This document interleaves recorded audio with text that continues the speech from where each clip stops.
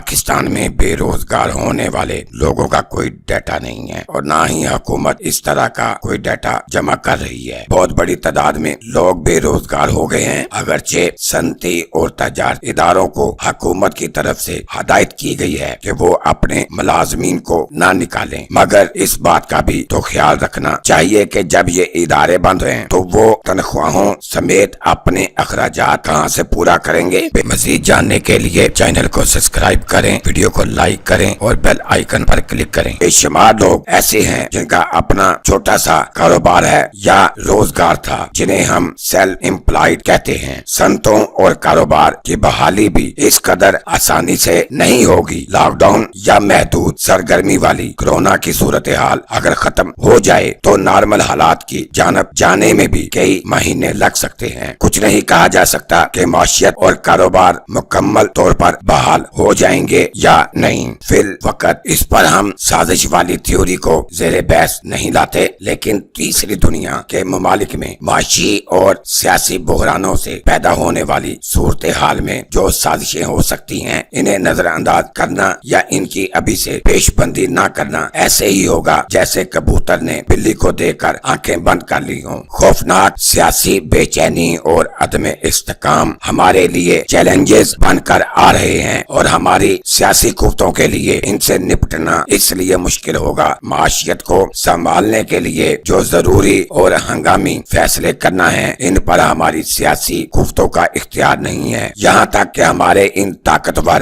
حلقوں کا بھی ان پر اختیار بالکل نہیں ہے جن کا سیاست پر اختیار ہے۔ حالات سے کس طرح نمٹنا ہے، اس پر کوئی متفقہ قومی لائے عمل نیشنل ایکشن پلان کی ضرورت ہے۔ دہشت گردی کے خلاف نیشنل ایکشن پلان بنایا گیا تھا، لیکن نئے پلان پر سیاسی قوتوں کا انپیکٹ زیادہ ہو اور اس پر عمل درآمد کا اختیار بھی زیادہ ہو، ورنہ کرونا وائرس کی موجودہ صورتحال میں بقول بلاول بھٹو زرداری حکومتوں کو کیا کرنا ہے اس کا فیصلہ کرونا کرے گا، اور کرونا کے بعد پاکستان جیسے ملکوں کی حکومتوں کو کیا کرنا ہے، اس حوالے سے میری رائے یہ ہے کہ فیصلہ پھر بھی ہماری حکومتیں نہیں کر سکیں گی۔ عالمی سطح پر معاشی، سیاسی اور جغرافیائی تبدیلیوں کا ایک غیر معمولی عمل شروع ہو سکتا ہے۔ اللہ تعالی ہم سب کا حامی و ناصر ہو۔